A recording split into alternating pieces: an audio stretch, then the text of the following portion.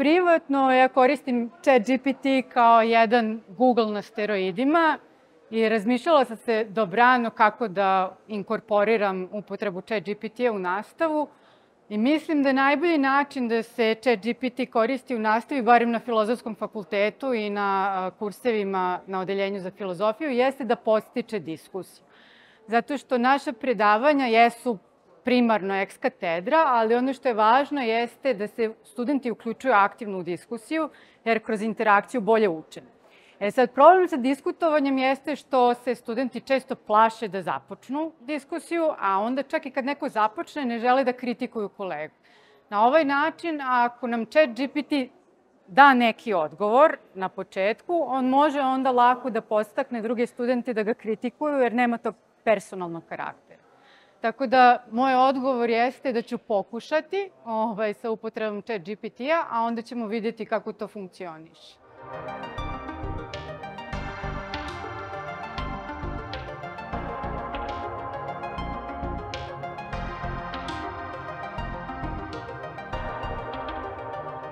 To je jedno pitanje koje se naravno stalno postavlja i u novinama i među profesorima i tako dalje. Naravno da će studenti koristiti ChatGPT kao što su koristili sve druge izvore pre toga. Sad, pitanje je etičke i neetičke upotrebe istog. Dakle, s jedne strane, dobro je da ga koriste. Dakle, to je jedno vrlo korisno oruđe i u tom smislu sasvim je opravdano koristiti ChatGPT za neki početak rada. Dakle, da nam da neke ideje, da prosto da određeni materijal na osnovu koga onda student treba da piše seminarski rad. Sad, pitanje je šta raditi, da li je uopšte moguće da student sad uzme i preuzme kompletan tekst koji je ChatGPT napisao. Dakle, ovo pitanje neetičke upotrebe zapravo može da se podeli na 3 različita pitanja. Prvo je da li se plašimo da će neko to činiti, dakle preuzimati kompletne tekstove koje je ChatGPT napisao i onda na neki način plagirati, stavljati svoje ime na tekst koji je ChatGPT proizveo. Onda, ako će to raditi, dakle, da li ćemo mi imati načina da prepoznamo šta je napisao ChatGPT, a šta su napisali studenti. I treće, koje uslovno, ako nismo u stanju, kako drugačije možemo formulisati same zadatke za pisanje radova da bismo sprečili ove zloupotrebe. Znači, što se tiče prvog pitanja, naravno, mislim, ima dobrih i loših ljudi i kao što smo i do sada imali slučaje plagijata koji su izuzetno retki, ali se događaju, tako možemo očekivati da će neko plagirati koristeći ChatGPT. Sad, ja kao profesor na Odeljenju za filozofiju čitam radove koji su esejskog tipa i koji zapravo u njima možete sagledati stil pisanja, gotovo ličnost osobe koja to piše. Sad, specifičnost našeg odeljenja jeste da ima relativno male grupe, tako da mi imamo tu sreću da već upoznamo studente i znamo njihove stilove pisanja i da u tom smislu možemo prepoznati šta je napisao neki pojedinačni student, a šta je napisao ChatGPT. Jer i ChatGPT ima svojevrstan stil kojim on piše, dakle, koji je dosta prepoznatljiv. I u tom smislu nema previše opasnosti da će nas neko zavarati, zato što prvo imamo pitanje stila, a drugo imamo samu tematiku, a to je kritičko obrađivanje neke teme, a ChatGPT uglavnom površno obrađuje teme i površno navodi određene izmene. Sad, dakle, za filozofiju to nije previše velik problem. Kada imamo određene smerove kao što je, ne znam, kompjuterska nauka, gde je zadatak možda ispisati kod koji nema nikakve lične karakteristike, tu će biti većih problema. Sad možemo se pitati, ok, ali za sad imamo ChatGPT koji ima jedinstven stil pisanja na neki način. Moguće je da ćemo ga istrenirati da odgovara na pitanje na neki drugi način u budućnosti, pa da možemo, kao što u Daliju kažete, napravi mi sliku u impresionističkom stilu, tako on sada piše tekst u stilu Molijera ili nekog drugog. Šta onda raditi, dakle, ako ne možemo da prepoznamo taj specifičan stil? Tu onda dolaze neke dodatne tehnike, ali tu još uvek nismo na tom nivou u ovom trenutku, odnosno možemo se koristiti ovim klasičnim tehnikama prepoznavanja plagijata, ali ako do toga dođe, dakle, može se, ono što se već sada savetuje, pogotovo na univerzitetima koji koriste engleski jezik, iz određenih razloga, zato što je plagiranje kod nas lakše u tom smislu da kada prevedete engleski tekst na srpski ne možete ga tako lako pronaći. Pa naši studenti, ja mislim, ako hoće da budu nepošteni, imaju neke druge izvore. Ako koristite samo engleski jezik, lakše je koristiti ChatGPT. U tom smislu onda možemo tražiti da se seminarski radovi pišu na platformama koje prate dinamički rad studenta. Dakle, na primjer, u Google Docs možete pratiti evoluciju dokumenta i onda vidite da nisu copy-pastovani veliki delovi teksta odjednom. Naravno, ako student to zna, onda on može da prekucava ili slično, ali prosto možemo se dovijati ili zadavati takve zadatke znajući ograničenja ChatGPT-a da ih prosto zaobiđemo. Na primjer, ako je u korpusu na kojem je treniran ChatGPT sve što je pre 21. objavljeno, možemo zahtevati da se inkorporira rad koji je objavljen posle tog vremena ili nešto slično tome. Dakle, ono što je bitno jeste da se nastavnici i studenti edukuju u ovom pravcu. Nastavnici da znaju šta su ograničenja, šta su mogućnosti ChatGPT-a, kako prepoznati šta je ChatGPT, a šta nije, a studenti s druge strane treba im jasno reći šta je etička, a šta je neetička upotreba ChatGPT-a u pisanju bilo kog akademskog rada.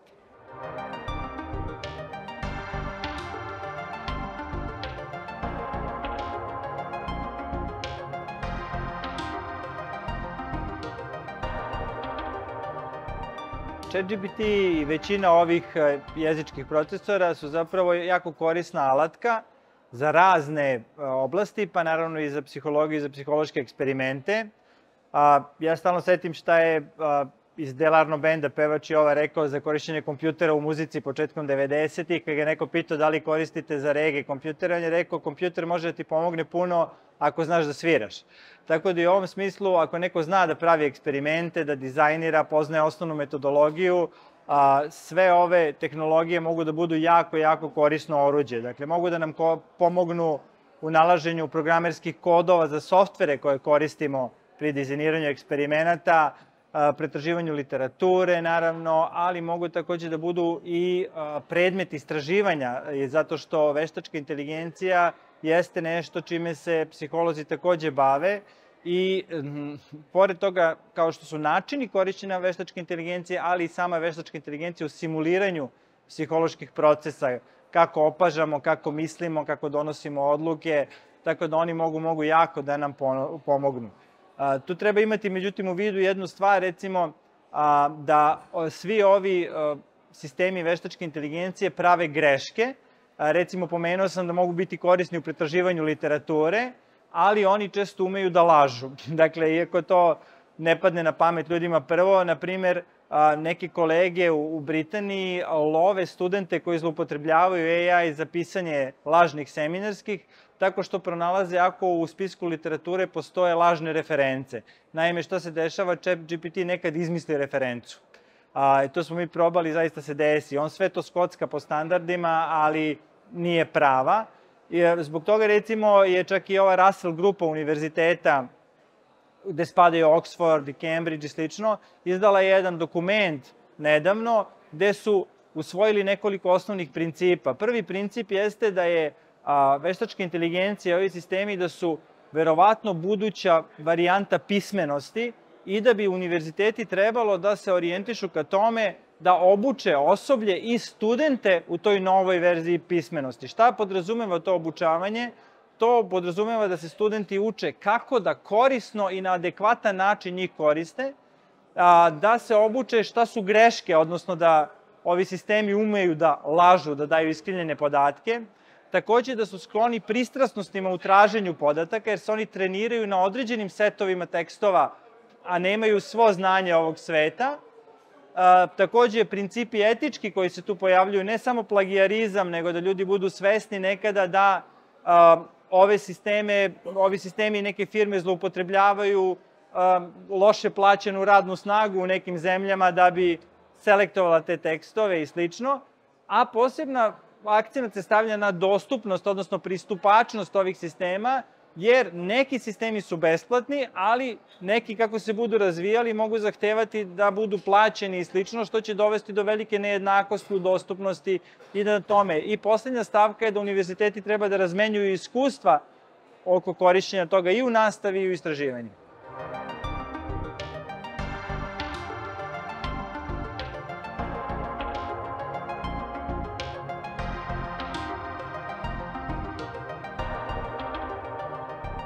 Veštačka inteligencija je delimično nastala u psihologiji. Recimo, Rosenblattov perceptron je bio prvi sistem tog tipa, a onda je Marvin Minsky pokopao celu tu ideju, naglašivši mane veštačke inteligencije. Marvin Minsky, inače, koji je gledao Odiseju 2001. pominje se lik Kaminsky, koji je oda Minskom, koji je bio savjetnik na tom filmu. Šta je bila početna ideja? Da mi možemo potpuno da simuliramo psihološke procese, i ispostavilo se da jedna od velikih problema koji se javlja tu, recimo, takozvani General Problem Solver, Newella i Simona, GPS, takozvani, iako primitivan sa današnjeg stanovišta, taj sistem veštačke inteligencije star preko 50-60 godina je rešavao probleme koje ljudski um ne može. Znači, on je bio uspešniji od ljudi i to je zapravo i dan danas ostalo kao jedna od glavnih razlika da ti sistemi često budu bolji od nas u rešavanju. Zato što oni rade po jednom principu algoritamskog traženja najboljeg mogućeg rešenja. Sirova snaga procesorska im daje veliku snagu u traženju tog rešenja. Mi radimo na neki drugi način preko takozvanih heuristika. Dakle, imamo neke pretpostavke koje nam olakšavaju traženje rešenja, koje nije uvek najbolje. Ja tu najviše volim da citiram koleginicu Kaju Damjanović, koja je svoju knjigu koja se zove Šta pije krava, zbog čuvenog primjera kada vi ponavljate belo, belo, belo, belo, belo i neko vas pita šta pije krava, većina ljudi kaže mleko. ChatGPT nikad neće reći mleko. I Kaja kaže, sve dok ovi sistemi ne kažu na šta pije krava mleko, mi smo bezbedni. Kao da taj neki diskretni šarm naše nesavršenosti je zapravo ono što nas razlikuje od ovih sistema.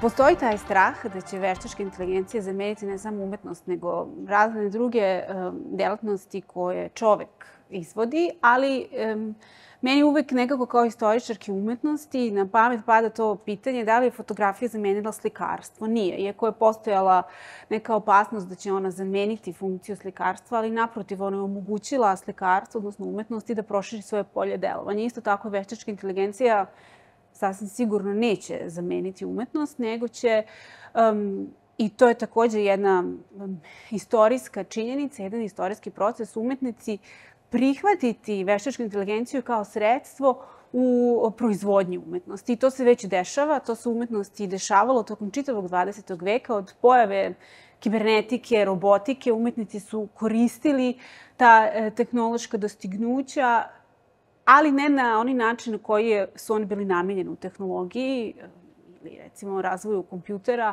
robotici i tako dalje, nego na neke druge netipične načine. I umetnost i umetnici zapravo pronalaze načine da nove tehnologije vide kao jedan izazov da prošire načine na koje mi posmatramo svet oko sebe i da otkriju možda neke nevidljive infrastrukture koje se kriju iza tih različitih mehanizama i tehnologija koje se razvijaju. Veštačka inteligencija jeste ono što se dešava od proteklih recimo godinu, dve, jedno ogromno novo polje mogućnosti za umetnost i puno umetnika radi angažujući veštačku inteligenciju s jedne strane, dakle koristeći kao sredstvo, a s druge strane pokušavajući da otkrije što je možda zanimljivije za istoriju umetnosti, to ono kako mašine misle i kako mašine proizvode umetnost. I to je neko pitanje koje je možda za savremenu umetnost veoma važno, to da vidimo kako funkcioniše ta kreativnost ili imaginacija mašina. Ali to opet ostaje u polju umetnosti i već veliki muzeji priređuju izložbe ovakvih umetnika, što znači da je to apsolutno ušlo u polje umetnosti i da ne predstavlja opasnost. Naprotiv, predstavlja jedan veliki izazov i, kao što sam rekla, jedno novo polje da umetnost proširi svoje domete delovanja.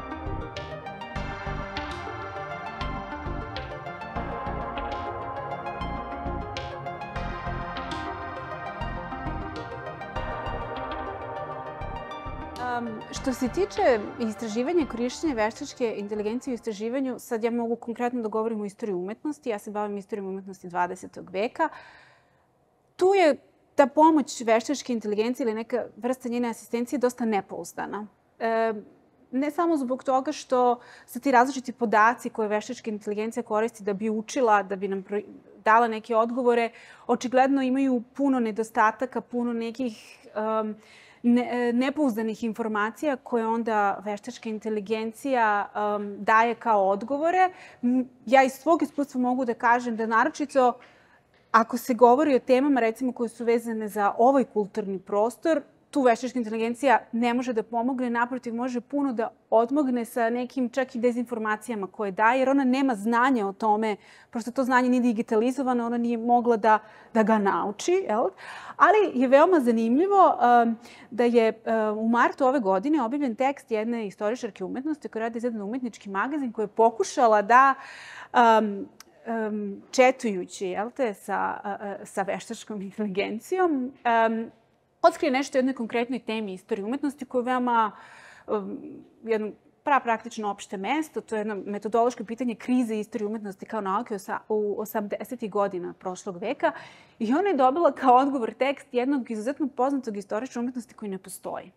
Ali veštačka inteligencija dala tu bibliografsku referencu da vi kada nju vidite da je taj tekst objavljen u jednom poznatom časopisu istorije umetnosti tog autora koji je veoma kritički nastrojen prema disciplini, vi zapravo možete da poverite da taj tekst zaista postoji. Čak je ponudila i apstrakt tog teksta koji ima smisla kada ga pročitate. Dakle, to je apsolutno nešto što ako poznajete rad tog autora, ako poznajete tu temu, zvuči logično, ali pretraživanjem je utvrdilo da takav tekst ne postoji u tom časopisu. Takav tekst zapravo uopšte ne postoji, da ga je taj autor napisao, što nam govori, što je zanimljivo, o toj nepredvidivoj imaginaciji mašina, koja sad proizvodi neke podatke koji ne postoje, a koji mogu da vas, ukoliko niste dovoljno iskusni u istraživanju, povuku da napravite grešku. Tako da, mislim da još uvek treba biti dosta oprezan. Verovatno će se to razvijati vremenom, pa će biti dosta korisnije za istraživanje. U ovom trenutku,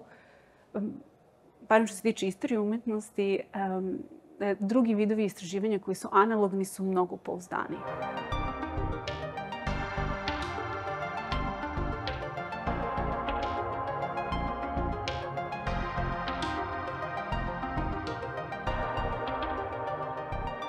Teško mi je da zamislim da chat-botovi mogu da zamene psihoterapeute, da će ljudi prihvatiti to, zato što je bitan deo tog procesa taj odnos lični sa čovekom, taj transfer koji se dešava u odnosu sa drugom osobom. Međutim, postoji jedno istraživanje od nedavno gde su zapravo ljudi davali savete preko jedne aplikacije drugim osobama, znači pružali savetovanje, ali su onda u nekom trenutku istraživači pustili da to rade chat-botovi. Ispostavlja se da ljudi nisu primetili da nisu prave osobe davale njime savete i čak su ih ocenili kao, njihove savete su ocenili kao bolje. I jedan od problema koji se dešava sa psihoterapeutskom praksom je to što zapravo ne mogu svi da priušte da idu na terapiju, a ove chat-bot aplikacije mogu da budu raspoložive svima, mogu da budu besplatne i to je jedna od pozitivnih stvari koje mogu reći.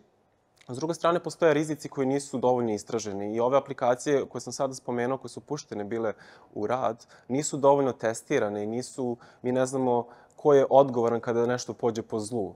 Takođe, ljudi će u ovakvim situacijama dati informacije o sebi koje su previše lične i oni ne znaju ko sve sadrži, ko će sve čuvati te podatke, što nije slučaj sa praksom koja je 1 na 1, često i uživo. I onda tako da postoji jedan veliki problem zaštite privatnosti podataka. Tako da mislim da će koegzistirati dosta dugo vremena u bliskoj budućnosti ove dve prakse, pogotovo zato što mogu da zamislim da chat-botovi mogu da pruže u svakom trenutku korisne savete koje su psihoedukativni, a terapeut ipak nije u svakom trenutku dostupan za neke tako blaže simptome mentalnih oboljenja.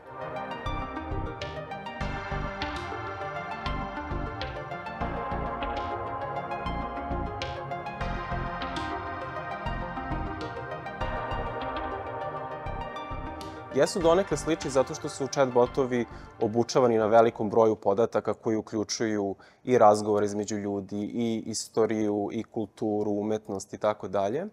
Takođe znamo na osnovu istraživanja da će veštačka inteligencija generalno biti procenjivana kao sličnija ljudima ukoliko je slična nama, tako da ovde mislim pre svega na robote koji liče fizički na nas. S druge strane, ono što nas razlikuje jeste to da oni nemaju mentalna stanja kao mi, na isti način kao ljudi.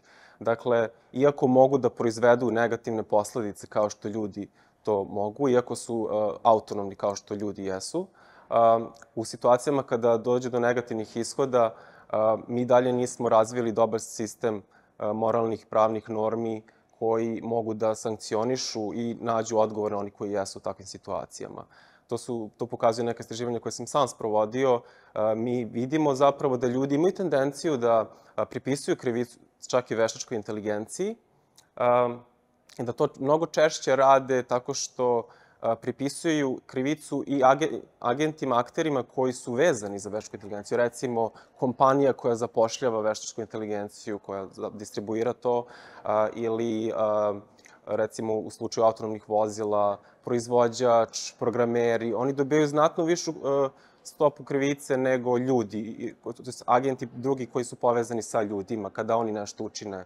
Tako da sledeći poduhvat koji imamo kao istraživači, kao ljudi koji kreiraju javne politike je da se uspostave pravne norme koje će tačno odrediti regulative i slično kada je reč o moralnoj i krivičnoj odgovornosti kada nešto pođe po zlu, jer je to jedini način da zapravo se uključe na pravi način ovi novi agenti u moralni prostor koji zapravo već jesu uključeni sa nama i deo su naše moralnog prostora.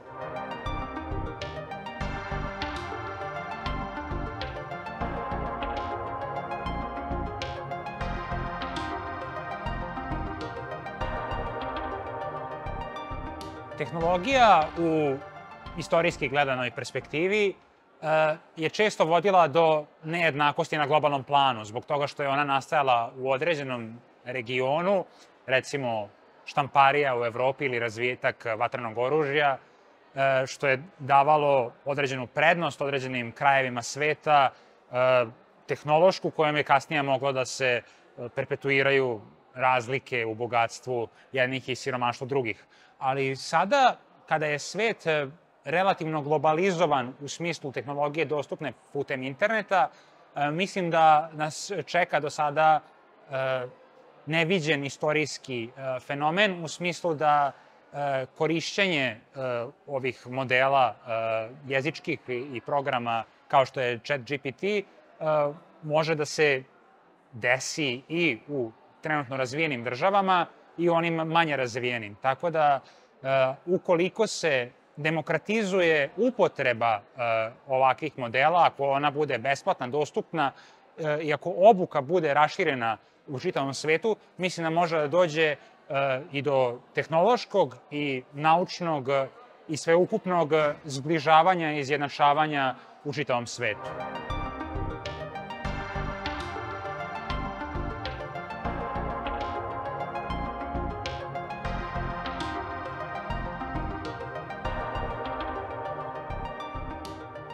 Odgovor na ovo pitanje je dvostruk. To jest, mislim da će upotreba ChatGPT-a i sličnih programa možda ugroziti mnoge istoričare, ali će, meni se čini, poboljšati istoriju kao nauku.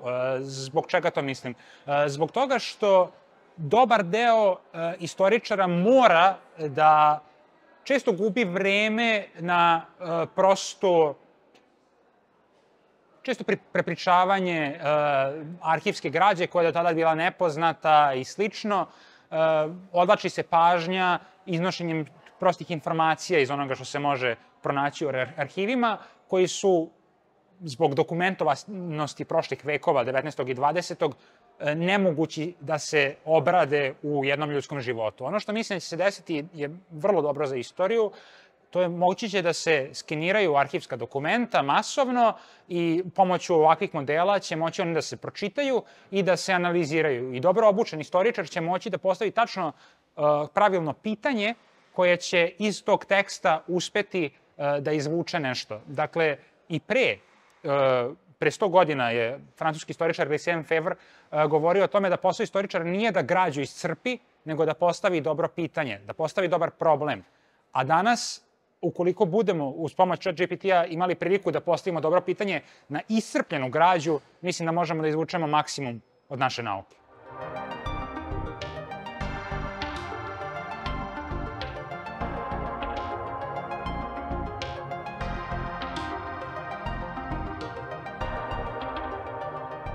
Pa ja lično ne koristim ChatGPT i ne planiram da ga ja uključim u samu nastavu, ali sam sa druge strane apsolutno svesna da je to naša realnost i da studenti već uveliko koriste sam ChatGPT kako za realizaciju svojih predispitnih obaveza, tako i za druge vrste istraživačkih radova, ali naravno i sa druge strane malo da moraju da budu u skladu sa vremenom, tako da mi je to potpuno razumljivo.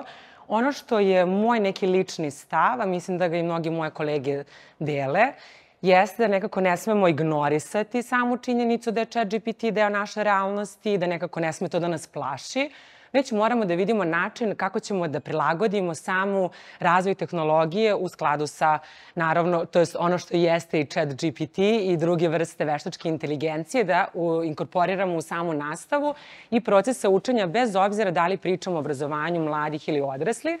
I tu bih poseban akcenat lično stavila na razvoj nekih vrednosti. U smislu mi naravno ne možemo prevazići znanja koje tehnologija može da sakupi u vrlo kratkom vremenskom periodu, ali ono gde smo mi kao ljudi i dalje u prednosti jesu naše emocije, naše vrednosti koje propagiramo i mislim da je to ono što mora da bude akcenat aktualnog obrazovanja na bilo kom nivou, to je razvoj solidarnosti, timskog rada, da nekako malo preokrenemo te aktualne tendencije individualnosti i samo neke puke borbe sebe lično, već da moramo, jer će nas u nekom trenutku mašina nažalost savladati, već da je bitno da negujemo nekako te ljudske osobine koje nas zapravo i čine ljudima.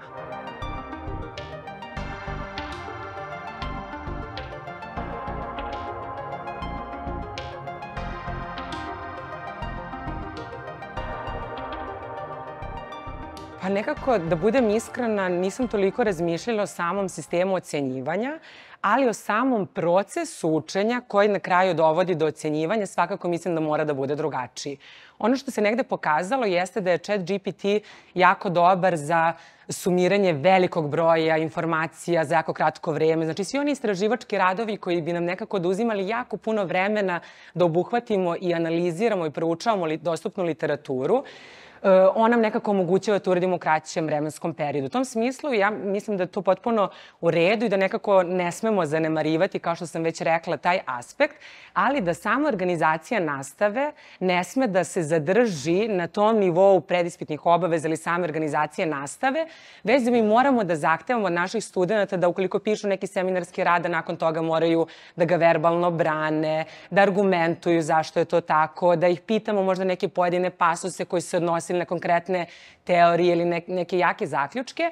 Dakle, vraćamo se možda onom ranije prisutnijem pristupu obrazovanja, odnosno mnogo više preispitivanjem koje će da bude usmeno i negde nekako čitav taj proces učenja i obrazovanja mora mnogo više da bude usmeren na verbalizaciju onoga što smo napisali, onoga što zastupamo, da nekako moramo mnogo više da se bavimo dakle, usmenim izražavanjem i na taj način mislim da ćemo zapravo uspeći da iskoristimo prednosti tehnologije koje nam ona neminovno pruža, ali sa druge strane da zahtevamo ipak neku kreiranje novog znanja, sadržaja, da nekako pravimo neke svoje nove zaključke, ali da jednostavno moramo zahtevati od studenta da jako dobro argumentuju ono što pišu ili ono o čemu pričaju, kako bismo mogli zapravo da vidimo nivo razumevanja i da li je to ono s čim se oni slažu. S obzirom da, kao što smo već rekli, ChatGPT teško da možemo da isključimo iz našeg života. Videla sam već da su mnogi obrazovni sistemi širom svijeta pokušavali da ga zabrane, ali sa druge strane mnogi naučnici su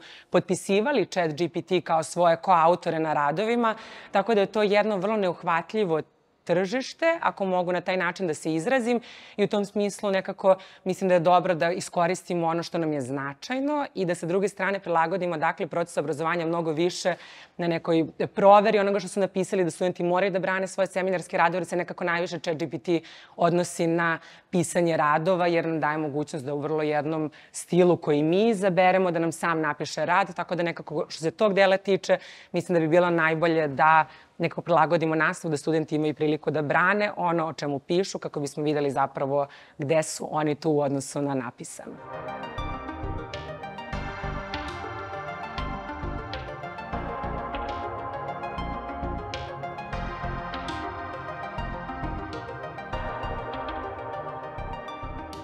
Da li je to sad moja optimistična perspektiva i nekakav pogled na svet koji je mnogo više usmeren na ljude, a ne na tehnologiju?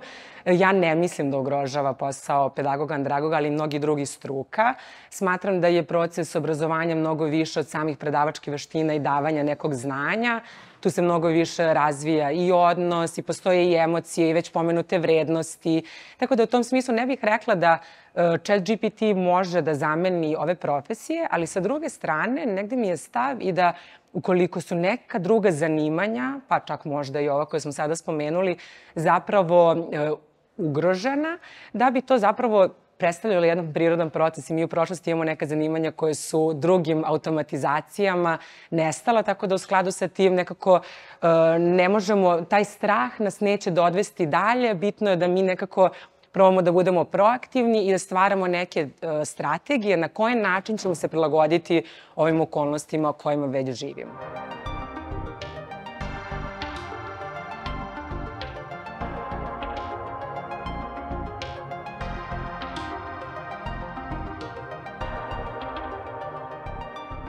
Ja bih rekao da vodi veću demokratizaciju društva, pogotovo ukoliko bismo uspeli da ostvarimo to da takvi alati budu dostupni što većem broju ljudi. Kad je reč o nejednakostima, eventualnom gubitku posla ili nekim sličnim stvarima, mislim da svaka tehnologija, svaka tehnološka revolucija ili svaki napredak u nauci donosi izvesne probleme, odnosno izvesne strepnje kada je reč o potencijalnim nejednakostima, potencijalnom gubitku posla i sličnim stvarima. Međutim, to je vezano za svaki tehnološki napredak,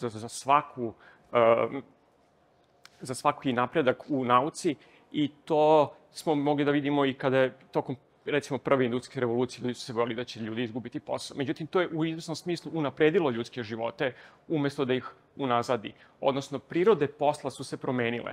Ono što su ranije radili ljudi, sada rade mašine, a ljudi su se prekvalifikovali da rade neke drugačije poslove, neke možda poslove koji su kompleksniji i koji zahtevaju više intelektualnog rada, a manje fizičkog. U tom smislu mislim da verovatno i ovaj tehnološki proboj kome trenutno svedočimo, to nije samo ChatGPT, to su i neki drugi veliki jezički modeli, da mogu da doprinesu tome da one poslove koji su ljudi ranije radili, da kažemo ručno, pešice, na takav neki način, sada dobiju nekakvu drugačiju prirodu i ljudi dobiju šansu zapravo da se unapređuju u izvesnom smislu i da rade nekakve druge poslove koji mogu možda više da angažuju njihove intelektualne kapacitete.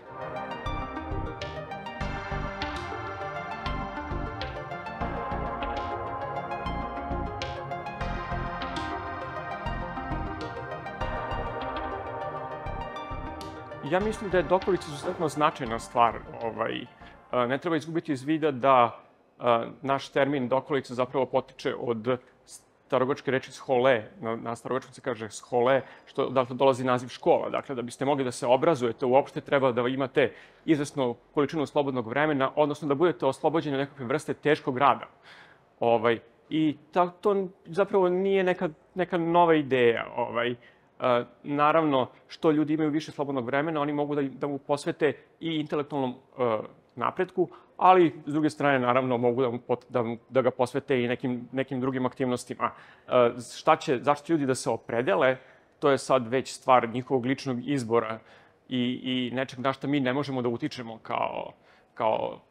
kao filozofi, ni kao pojedinci, a verovatno kroz nekakvu vrstu usmeravanja, obrazovanja i tako dalje, možda da im se da nekakav prostor da svoje slobodno vreme koriste na što kvalitetniji način.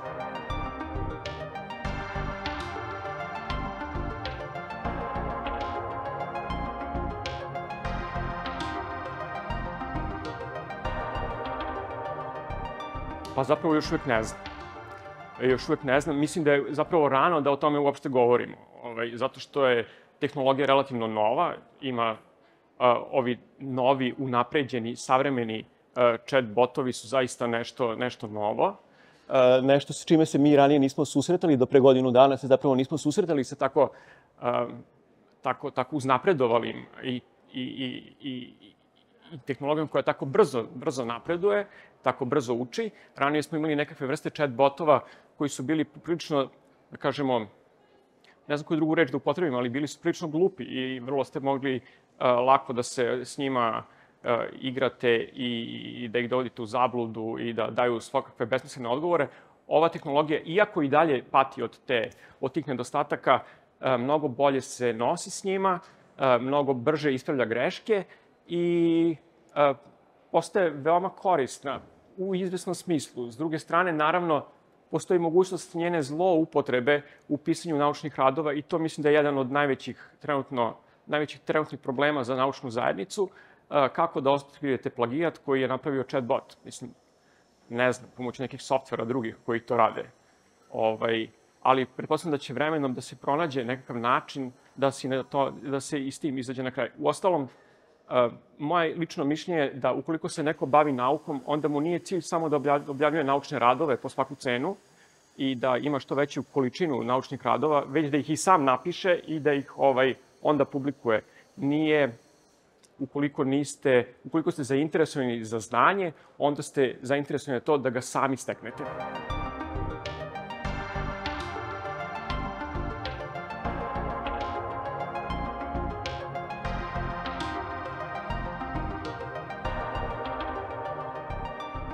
Pa, za sada se nisam nikad koristila ChatGPT-em u naučnom radu, ali ne verujem ni da ću početi da se koristim, zato što ono što sam bar videla o njemu, onome što je sad, da kažem, meni dostupno, jeste da svako korišćenje ChatGPT-a znači i povlači za sobom potrebu da se on ispravlja ili da se proveravaju informacije koje on daje, što iskreno otežava istraživački proces gde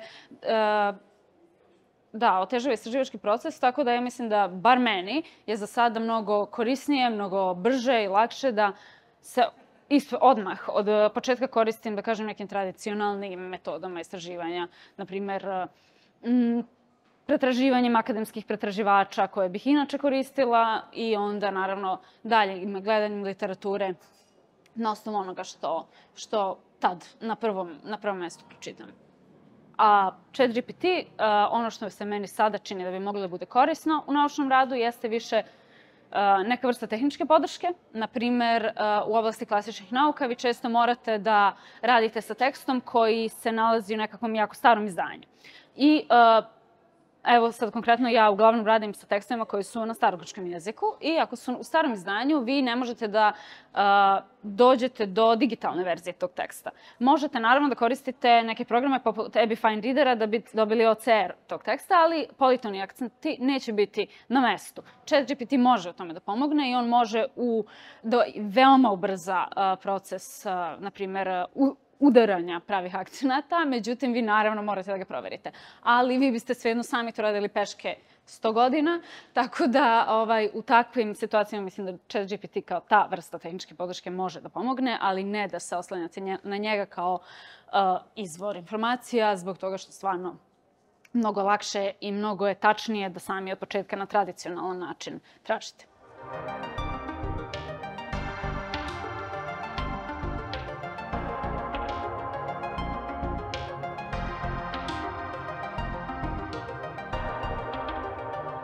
što se prvog dela pitanja tiče, mislim da to nije naročito verovatno. Do duše, mislim, ne kažem da je to apsolutno nemoguće, ali dovodi do jedne jako bizarne situacije. Zato što akademska produkcija ljudi koji se bave klasičnim naukama uglavnom je upućena drugim naučnicima iz sličnih oblasti, ako ne nužno iz oblasti klasičnih nauka, ali iz nekih sličnih oblasti, gde u suštini vi ste koji proizvodite to u manjini i vi koji konzumirate to ste takođe u manjini, ali opet takođe ste vi koji proizvodite i vi koji konzumirate vrlo često isti ljudi. Tako da u tom smislu, ako bi, da kažem, vi ste u jednoj istoj kategoriji, ako bi se ta kategorija zamenila chatbotovima, onda bi chatbotovi pisali radove o, ne znam, Platonu za druge chatbotove, što ne bih rekla da je naročito verovatno. A osim toga, nije naročito ta delatnost nije posebno profitabilna, tako da ne vidim da bi sad neka velika korporacija ili država htjeli da ulože u, da kažem, stvaranje chatbotova koji su specijalizovani za tu oblast. To donekle se odnosi, dakle, i na ovaj drugi deo pitanja, gde se radi o đacima koji, da kažem, treba da završe klasične nauke i potom se bave time. U onoj meri u kojoj se oni bave rade u struci, ovaj prvi odgovor i dalje važi. U onoj meri u kojoj oni ne rade u struci, mislim da su, da kažem, u jednakoj opasnosti kao ljudi koji jednostavno rade u nekim drugim delatnostima, tako da to nije nužno povezano sa klasičnim naukama.